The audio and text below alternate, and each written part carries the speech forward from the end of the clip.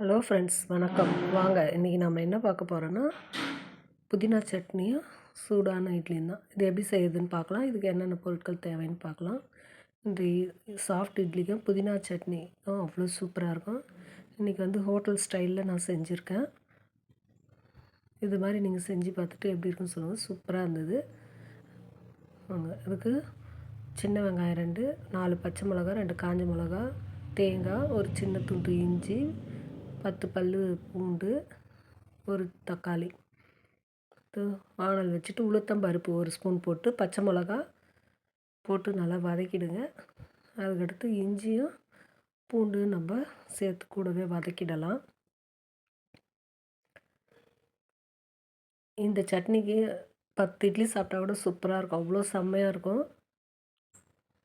ஒரு முறை ட்ரை பண்ணி பாருங்கள். வெங்காயம் போட்டுட்டு ஒரு 2 நிமிஷம் வதக்கிடுங்க, பச்சை வாசனை போகிற வரைக்கும். இந்த அளவுக்கு வதங்கின பிறகு தக்காளி சேர்த்துட்டு, தக்காளி வதங்கிறதுக்கு கூடவே உப்பு சேர்த்துருங்க. தக்காளி வதங்கின பிறகு நம்ம புதினா சேர்த்துடலாம்.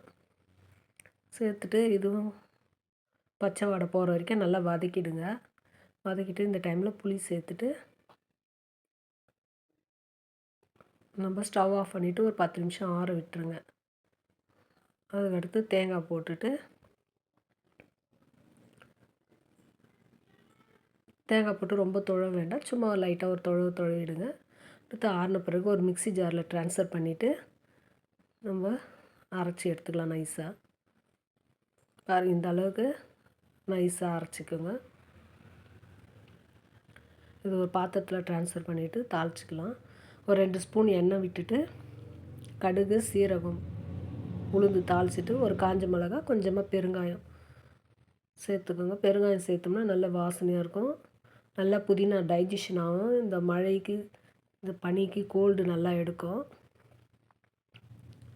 அதுதான், நல்லா மிக்ஸ் பண்ணிவிடுங்க.